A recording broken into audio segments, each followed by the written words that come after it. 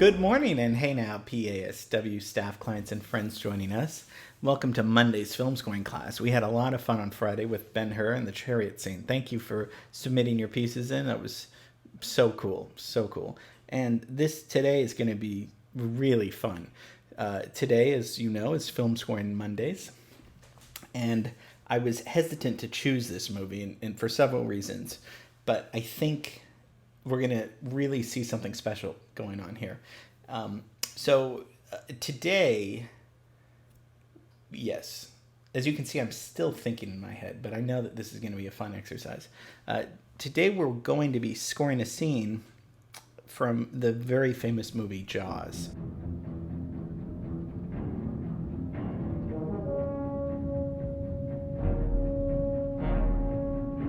Now, I said I was hesitant because everybody knows that theme, even if you're not a student or a composer or if you're a kid, you know that theme. Even if you've never seen the movie, you know this theme.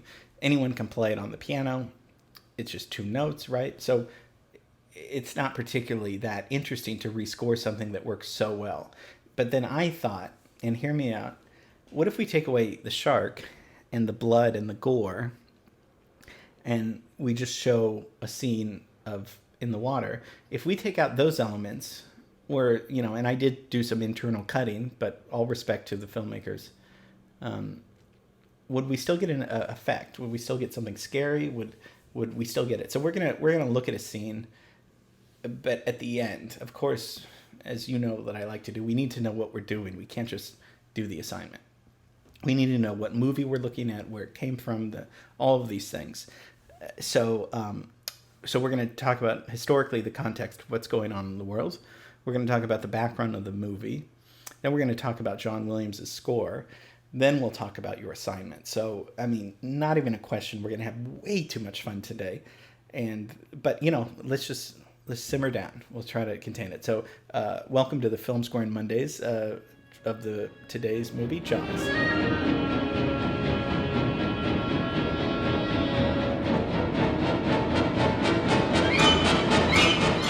So if you remember, Ben-Hur was shot in Italy, right?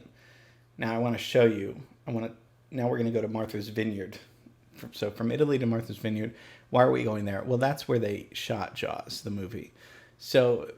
And that's one of the interesting things about the movie, where most studio films like to shoot at studios, the backlots, because they have complete control over sound and everything going around.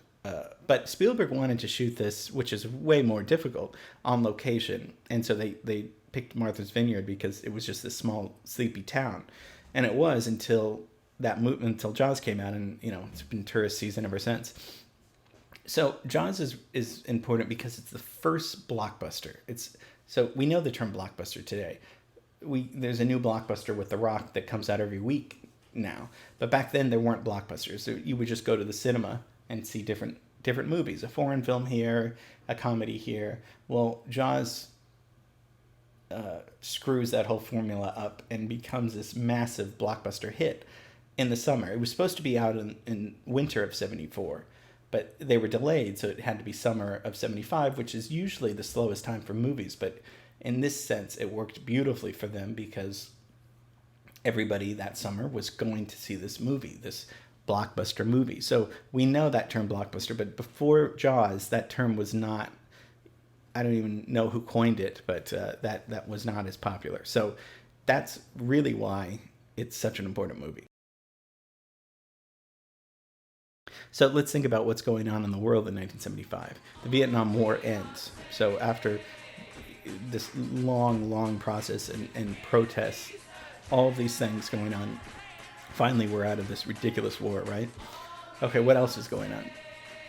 Bill Gates founds Microsoft in Albuquerque, New Mexico. So he's starting to get his ideas going. And then later on in 75, Saturday Night Live premieres for the first time with host George Carlin. So if we think of that, okay, entertainment-wise, one of the longest running comedy show of all time still is running. SNL starts. That's huge. SNL breaks barriers. As we all know, some of the most funniest things in history have been on that show. Then we think of the war ending, huge, people coming back from war, lives being destroyed, lives being ruined, families being rejuvenated, all of these things happening. And then Bill Gates, technology is all of a sudden, and, you know, people probably thought Bill Gates was crazy for doing this thing called Microsoft. You know, it would take 20 more years at least, until maybe 25 years, until people actually knew what Microsoft, you know, the common person knew what a computer was. So these things, again, are happening. And then in 75, we get the first what? Blockbuster, right? Okay, so that's what's going on in the world. Okay, so let's do a little bit of background on the movie. As I said, Spielberg picked Martha's Vineyard as this great location. So it's based on Peter Benchley's novel Jaws. And if you think of it, it's kind of funny that it's such like a visual movie of being in the water and the ocean and the shark. It's kind of interesting to think, well, how could a book be that interesting if you don't see any pictures or anything like that? But remember, the imagination is sometimes the most important thing, because we come up with things in our head that are so dark and disturbing sometimes. We almost make we make it more scary than it is. Whereas when you see something, you're like, oh, that wasn't as bad as I thought. But that's because our minds and our imagination are so powerful, right? And in essence, really, Peter Benchley did what Herman Melville did with Moby Dick. I mean, in the sense of using a novel to really show something very scary, but of course it's all in our imagination. So then they hire this kid. Spielberg's 27 when he directs this. So, and this could really make or break his career. He's only done one feature before that, and you know, he had a tremendous amount of pressure. Spielberg does an interesting camera technique. He uses something that usually indie films use, even today. Not a blockbuster, but he uses the handheld camera effect. So the DP is holding the camera. And if we think of it, it works so effectively well because you get that shot of when you're either below water or underwater. You're like this. It's the point of view of the swimmer, of the person floating in the water. And when you think of that angle, it's very terrifying. You could either drown or you can get up for breath. So that's a really cool camera technique that he's using to put us in the moment right there. Another thing that Spielberg and the writers and producers do is that they're focusing more on the story rather than special effects. You know, this is before Star Wars, before movies that had tons of action. I mean, you think of Jaws being an action movie, and it is, but you're not seeing the shark that much. You're very rarely seeing the shark. It's really about the story of these three guys on this boat trying to go after the shark, about the town being in trouble. That's the story, much like Hitchcock did with suspense. He's building suspense. You're not seeing anything necessarily violent, but you know there might be violence coming. There might be something uncomfortable coming. You just don't know when and if it's going to come at all. And if we want to take a further step back, we see that Jaws is, when we think of it, the villain's not really the shark. Who's the villain? The villain is the mayor that decides to keep Amity, the little village, beach village, open. He's the villain in this. He's the one that says, "Don't worry about it. I won't make any political statement right now, but he says it's safe to go out there. It's fine. We need this town open for the economy. We need people. We need tourists. This is how we survive. So if we, just think of it as a capitalist ideology. Okay, it's kind of an interesting way to think about it. Okay, so we're talking about the background of it, and let's talk about the music. John Williams, obviously, everyone knows today. Nobody knew him before 1975. He was this composer getting training, and this is the first collaboration with Spielberg. And if we think of John Williams' score, let's just think for a second. This was very interesting score because, and not just because it's catchy and has the shark theme so well with the cellos and the tuba, but movies before this, prior to this, in the 70s, because we're talking about 1975, the mid-70s, most of the huge iconic films used songs. So if we think of Love Story, okay, 1970 Love Story, Andy Williams is the singer in that, and doesn't really have a score. So, and then the next year, Shaft, Isaac Hayes composed and has this funk soundtrack, right? So again, more songs. 1973, American Graffiti. Well, American Graffiti is filled with songs from the 50s. It's all about, teenagers the last night before they go off to college, and it's the radio is on. Mean Streets that same year, 1973. It has popular songs from the 60s, the Ronettes, the Rolling Stones.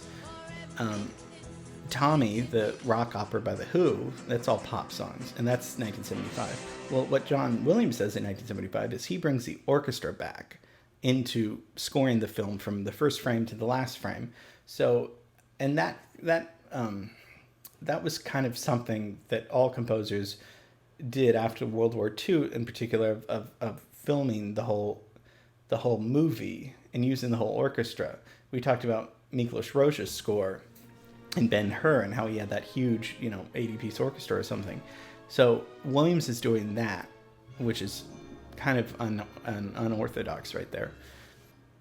But what John Williams does is that he almost creates this pop song. This theme in Jaws is such a catchy it's an easy theme, and it's almost a pop tune, although using the orchestra.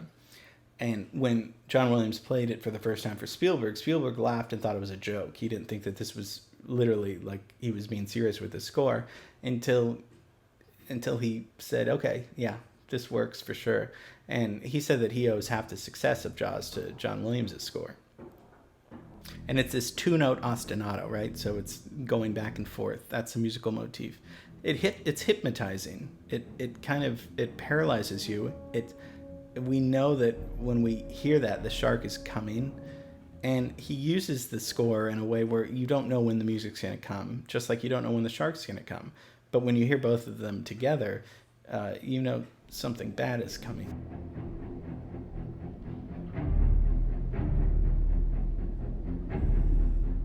So we talked about suspense and Hitchcock. Remember when we looked at Bernard Herrmann, the great classical composer, we looked at his score to Psycho, and we looked at that scene with Janet Leigh's character in the car and how she's just driving, and still it's terrifying with those strings chomping away. And then when we took that music, was it still scary? I think I don't know. When you think of your friend, hey, you got to come and see this movie, it's so scary, the friend could be like, well, I mean, it's just a lady driving. So we all know that music can enhance and make or break certain scenes. So let's talk about the assignment. Hooper, hurry it up now, tie it on. Hurry it up, he's coming straight for us. Don't screw it up now. Don't wait for me. Come on, Hooper, come on, hurry it up, tie it on. Now. Kill it, Quint, kill it. Now! Shoot! Time! What were you doing? You knew I had to get a clean shot right in the head. All right, let's see how long that barrel takes to bring him up. Lean on the barrel! I'm coming around again!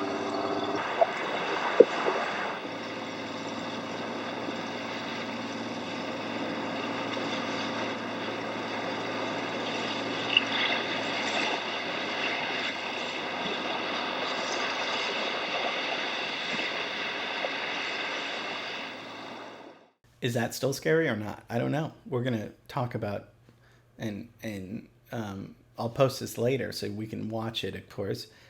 We're going to talk about if this is still scary or not. Again, there's nothing really particularly scary, but maybe we can make it. And you don't have to make it scary. You can make it whatever you want. But let's talk about water. Is water something scary? I don't know. My sister's terrified of water. She can't go underwater. She can't even watch Jaws, and it's not probably too uncommon. I mean, I don't want to go to those underwater hotels. That would terrify me. But I don't know if Jaws made people.